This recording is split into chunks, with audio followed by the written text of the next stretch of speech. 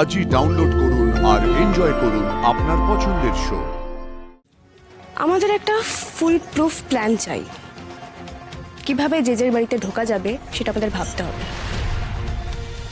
Mahagauri, I am very sorry, ছদ্মবেশে ঢোকা ছাড়া আর কোনো উপায় ছিল না আমার কাছে।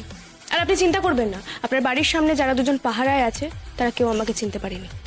এবার বলুন তো কি হয়েছিল? আসলে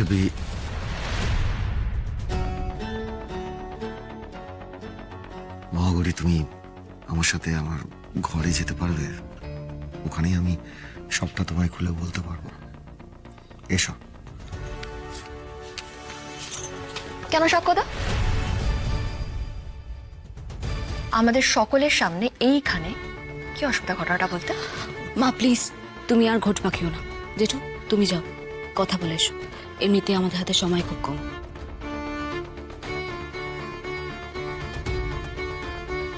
এসো মহাগৌরী।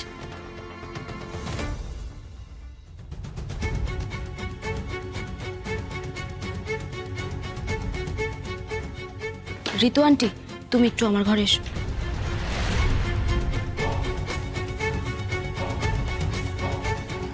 না সায়ক, আরশি কিছুতেই এই বাড়িতে ফেরত আসতে পারে না। এটা ঠিক। বেঁচে আছে শুনে আমি খুব খুশি হয়েছি, আনন্দ পেয়েছি। কিন্তু ও যদি আমাদের জীবনে আবার ফেরত আসে, আমাদের জীবনটা পুরো ঘেঁটে যাবে। ওর জন্য এর আগেও আমাদের অনেক অনেক প্রবলেম ফেস করতে হয়েছে। আর না, ঠিক বলেছ। আরশিকে কোনোভাবে এই বাড়িতে ঢুকতে দেয়া যাবে না। এই সায়ক, সাক্ষ্যতা বলেছিল না সুজয় বলে একজন থানায় কাজ করে মহাগৌরীর সাথে, যে মহাগৌরীকে একদম সহ্য করতে পারে না।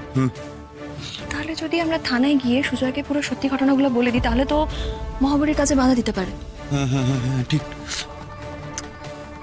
কিন্তু আমি যখন থানায় যাব তখন যদি ওখানে মহাগৌরী থাকে, তাহলে আমি সুজয়কে সমস্ত কথা বলবো কি করে? হ্যাঁ, এই জন্য বলি তোমার মাথায় এক ফোঁটা বুদ্ধি নেই। যখন মহাগৌরী সুজয়ের সঙ্গে থাকবে তখন বলবে না, একা থাকলে বলবে, তাই না? ভালো আইডিয়া কাকুই। আমার তো মনে হচ্ছে এখনই থানায় গিয়ে সমস্ত খবরটা জানিয়ে দিই। এই বাড়ির যা লোকজন না, এখন কিছু বলতে গেলে আমি নিজেই কেস খেয়ে যাব। কিন্তু আমি ভুলেও আরশিকে এই বাড়িতে ঢুকতে দেবই না। আমাকে ছেড়ে দাও না, আমার লাগছে খুব। আমাকে ছেড়ে দাও না। এই চুপ করো তো। তখন থেকে ঘ্যান ঘ্যানানি শুরু করেছে, অসহ্য লাগছে। আগে ছিল তেজ, এখন সেটা শেষ হয়েছে, এখন ন্যাকামো শুরু হয়েছে। সত্যি আরশি তোমার কিন্তু একেবারে কই মাছের জান। ওর এতক্ষণ বেঁচে থাকার কথাই না। হ্যাঁ, এটা ঠিক। ও বেঁচে আছে শুনে আমি একটু ভয় পেয়েছিলাম, বাট ওর এই অবস্থা দেখে আমার সিরিয়াসলি খুবই হাসি পেয়েছে। অ্যাট দ্য সেম টাইম খুবই রিলিফড ফিল করেছি। আচ্ছা সায়ন্তনী, অনেক তো হলো, এবার চলো না একটা বেশ বড় সড়ো করে পার্টি থ্রো করা যাক। রুদ্র ফিরে আসুক, তারপর আমরা একটা খুব গ্র্যান্ড পার্টি থ্রো করব। এই ঝামেলা এত কিছু আর ভালো লাগছে না আমার। সব হবে যে ডেফিনেটলি হবে, বাট তার আগে আমার একটা কাজ আছে। জ্যাকি যাতে ভালোভাবে বাড়িতে ফিরে আসে, তাই জন্য কাল আমি বাড়িতে একটা নাম সংকীর্তন দেব। নাম সংকীর্তন? আচ্ছা, তুমি আবার এসব কীর্তনে কবে থেকে বিশ্বাস করতে আরম্ভ করলে? তুমি এসব বুঝবে না। আমার ছেলেটার এত বড় একটা ভাড়া কাটছে, মা হিসেবে আমার এটুকু করতেই হবে। ওকে, অ্যাজ ইউ উইশ। তুমি ব্যবস্থা করো, তারপর আমি দেখছি। আর আরশি, তোমার খুব কষ্ট হচ্ছে না? আমি জানি তোমার খুব কষ্ট হচ্ছে, কিন্তু আই প্রমিস এই কষ্ট আর বেশিক্ষণ আমি হতে দেবো না। একবার সাক্ষ্যজিৎ জেলে ঢুকে যাও, তারপর তোমাকে আমি চিরকালের মতো মুক্তি দিয়ে দেবো, যাতে এরকম কষ্ট তুমি আর কোনোদিন না পাও।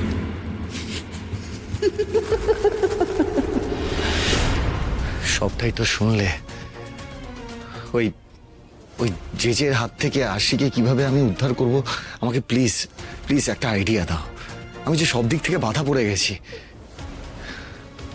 সবার আগে আপনার স্ত্রীকে ওরা কোথায় লুকিয়ে রেখেছে সেটা আমাদের জানতে হবে। দেখো, জেজে যখন ভিডিও কল করেছিল জায়গাটা দেখে মনে হলো ওটা জেজেরই বাড়ি। মানে আমি শিওর নই, তবে যে আশিকে নিজের কাছেই লুকিয়ে রাখবে আমার সেটাই মনে হয়। তাও যদি হয়, কিন্তু আমরা একটা মিনিস্টারের বাড়িতে তো এমনি এমনি ঢুকতে পারবো না। তা তো বটেই, তাহলে উপায় কি? আমাদের একটা ফুল প্রুফ প্ল্যান চাই। কিভাবে জেজের বাড়িতে ঢোকা যাবে সেটা আমাদের ভাবতে হবে। আপনি চিন্তা করবেন না সাক্ষ্যজিৎ বাবু, আমি কথা দিচ্ছি আপনার স্ত্রীর কিচ্ছু হবে না।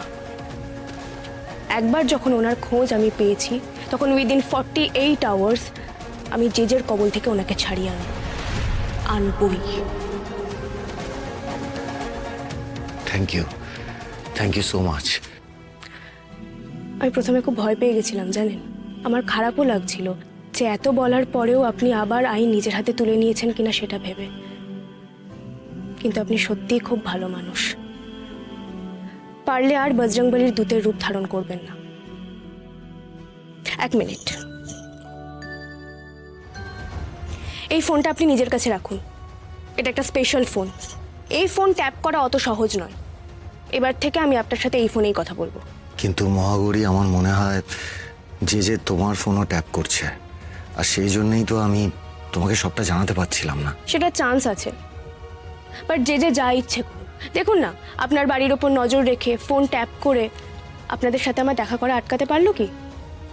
পারলো না তো। ঠিক সেভাবেই আরশি ম্যাডামকে ওরা আটকে রাখতে পারবে না। আর এটা মহাগৌরী সিংহর চ্যালেঞ্জ।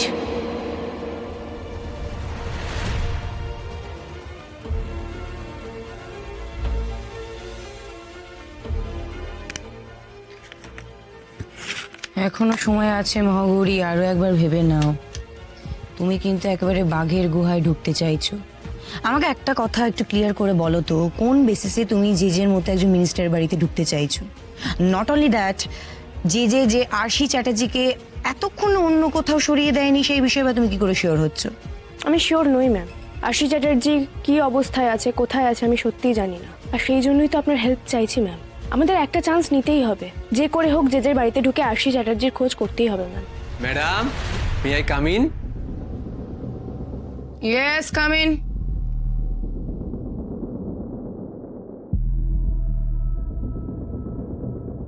চলে এসেছে মহাগৌরী ম্যামের পিছনে লাগতে।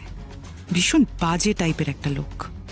ম্যাডাম, বলছিলাম যে আগামীকাল আমার একটু ছুটি লাগবে। হঠাৎ তোমার আবার কেন ছুটি লাগবে? আসলে আমার তো সেবা ছুটি লাগে না, কিন্তু কালকে আমার খুব দরকার ম্যাডাম। কারণটা তো বলবে। কারণ আসলে ওই আগামীকাল আমার এক আত্মীয়ের বাড়িতে নাম সংকীর্তনের আয়োজন করা হয়েছে, আমি সেখানেই যেতাম ম্যাডাম।